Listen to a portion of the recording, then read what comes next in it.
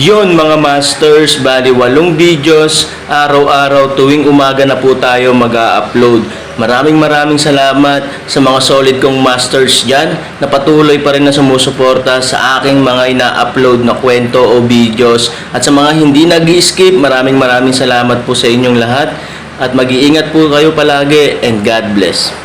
Magandang gabi mga masters, bali ngayon po ay 8 videos po ma-upload ko po sa aking YouTube channel. Tama nga mga masters, 8 videos nga po ma-upload ko. Yon, what's up mga masters? Nandito na naman tayo sa panibagong araw, panibagong kabanata na naman ang pagsasama-samahan natin ngayon guys.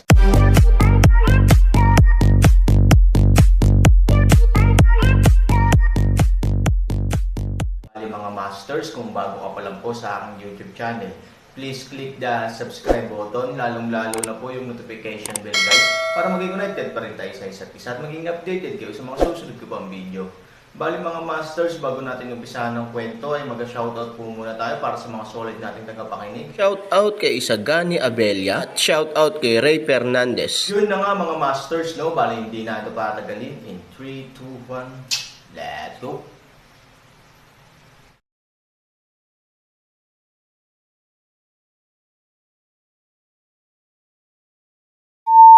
Sa looban, ang mga patay ay natatakpan na ng dugo, at ang mga buhay ay sumisigaw, tulad ng purgatorio. Sa itaas ng main hall, may mga hiyawan pa rin.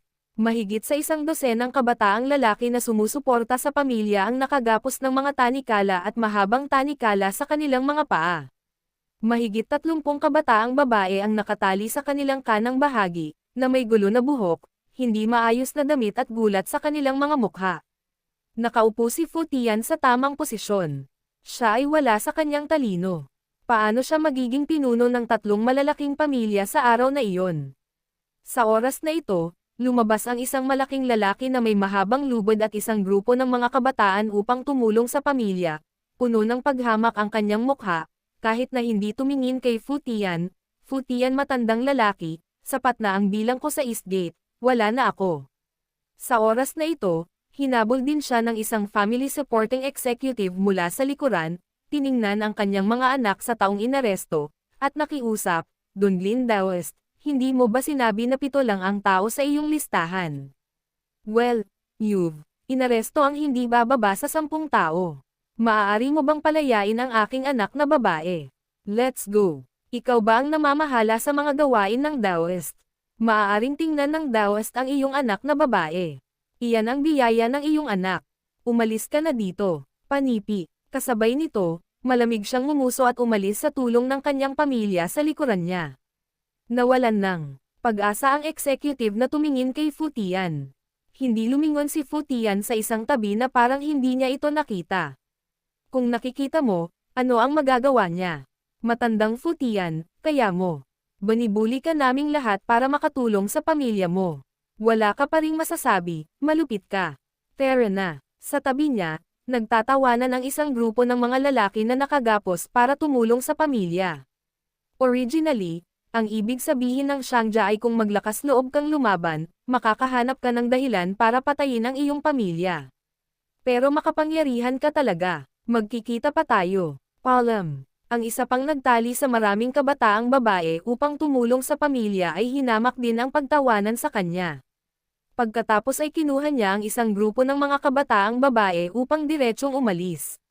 Pagtingin sa malaking bilang ng mga kabataang lalaki at babae na hinayla palayo, at isang grupo ng mga senior managers na tumulong sa kanilang mga pamilya, sila ay umiyak ng husto, karamihan sa mga kabataang ito na kinuha ay kanilang mga anak.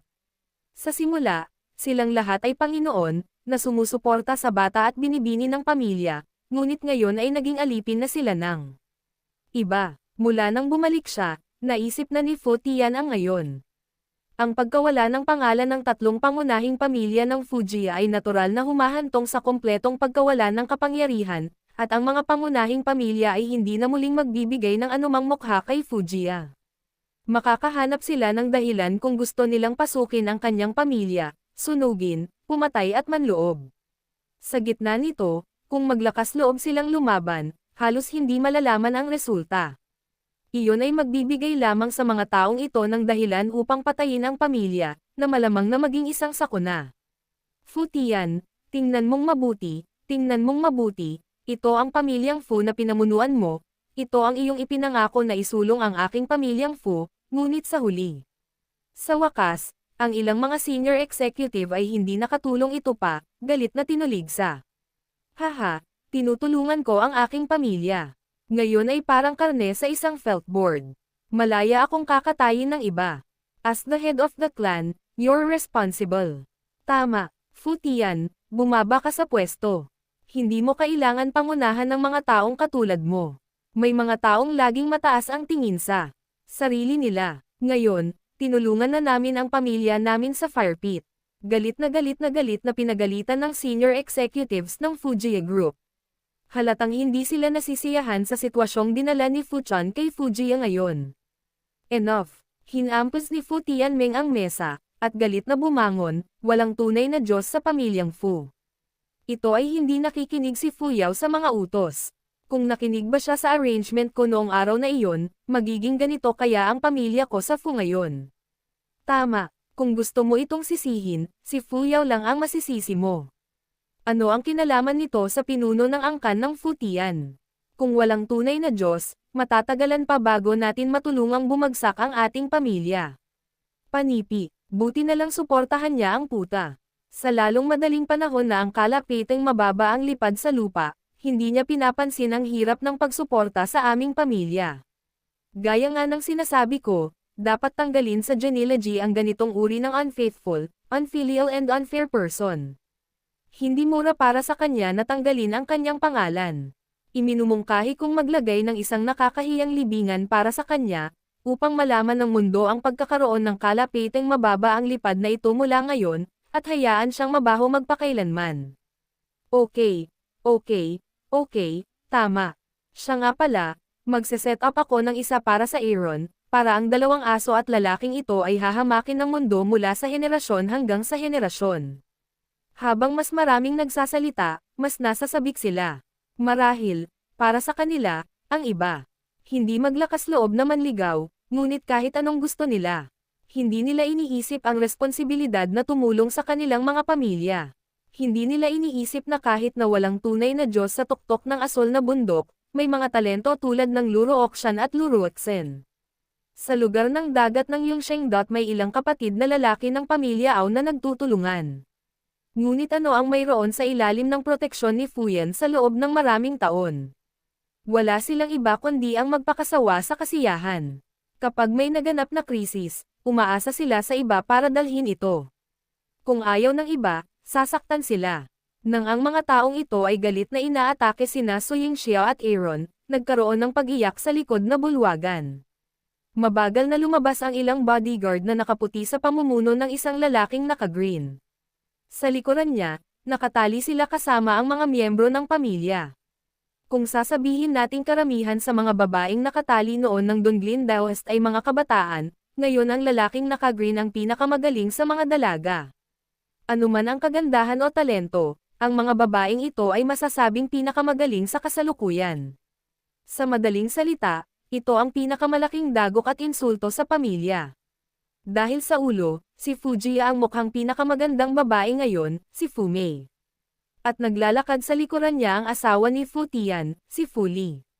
Ang pinsala ay napakalaki, ang insulto ay napakalakas. Sa paglabas ng lalaking naka-green at iba pa, isang grupo ng mga senior manager ng Fujiya ang agad na nagtikom ng bibig.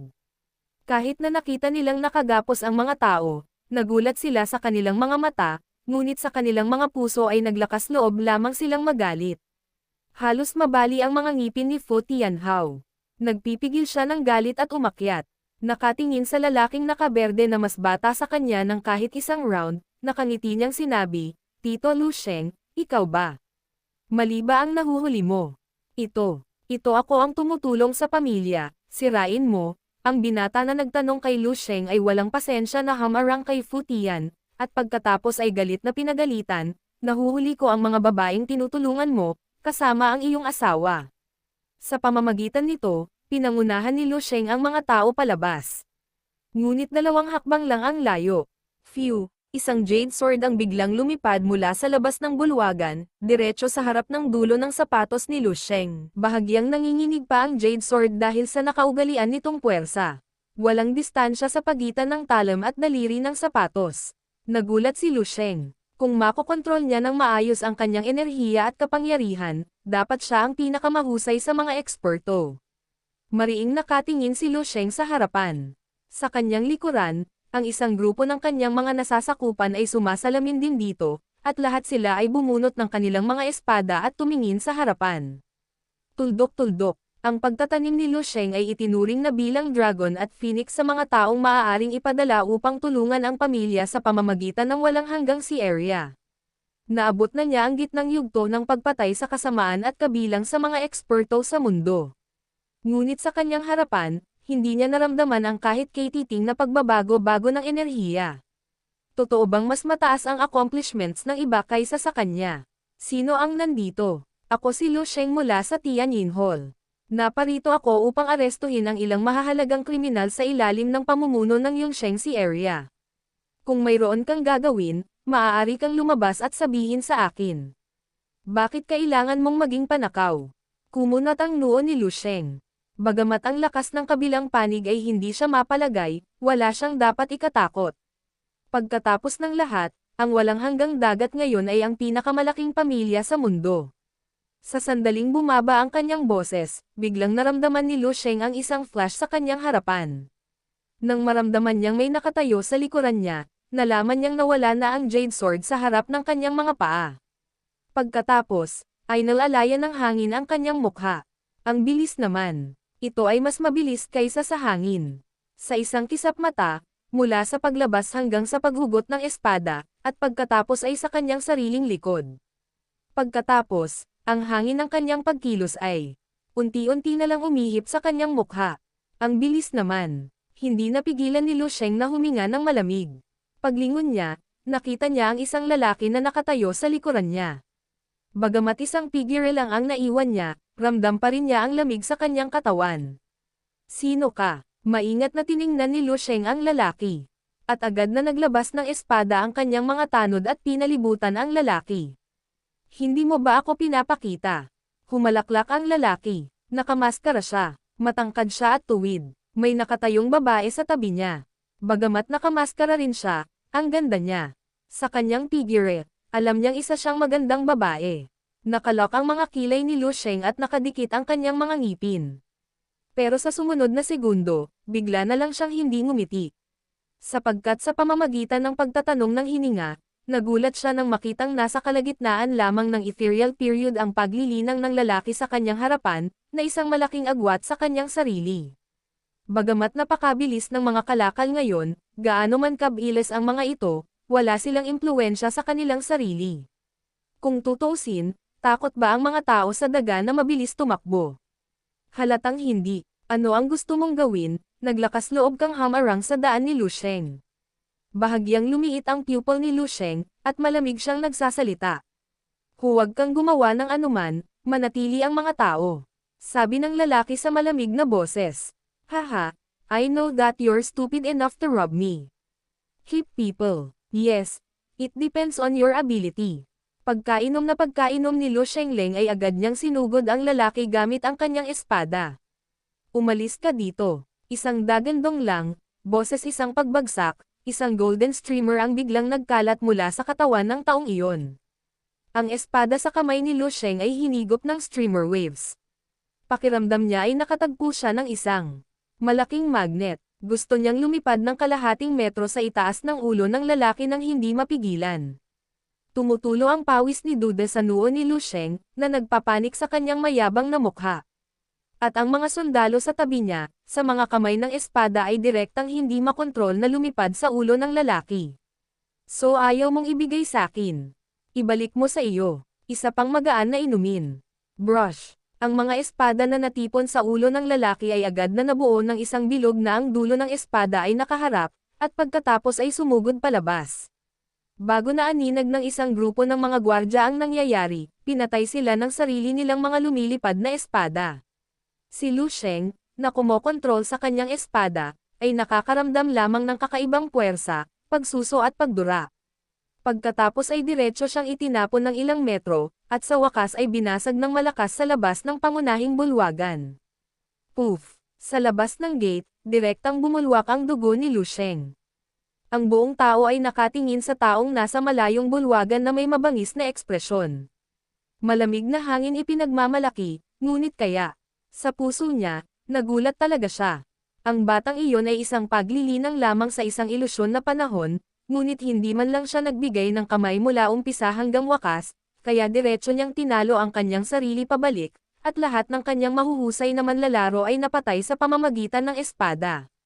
Paano nangyari yon? Sino ka ba? Kung iiwan mo ang iyong pangalan, babayaran kita para sa pagdurugo. Habang nagpupumiglas, galit pa rin si Lu Sheng. Ang presyo ng dugo. Biglang ngumiti ng mahina ang lalaki, natatakot ako na hindi mo kayang bayaran ang dugo ko. Sa sandaling matapos ang mga salita, biglang nahuli ng lalaki si Lu Sheng na may patak ng makukulay na dugo sa kanyang kamay. Inakala ni Lu Sheng na ito ay isang nakatagong sandata, kaya hinawakan niya ang kanyang espada upang lumaban. His, 7 kulay ng dugo at ang kanyang tibak katawan ng isang touch, tibak agad na naglabas ng isang malupit na tunog, lumutang ang isang itim na usok. Nang ipikit niyang muli ang kanyang mga mata, natigilan si Lu Sheng. Hindi niya maiwasang mapatingin pabalik-balik. Sa oras na ito, siya ay natakot sa kamatayan. Yun na nga mga masters, no? Bali panibagong kabanata na naman yung natapos natin ngayong gabi. Muli, maraming salamat po.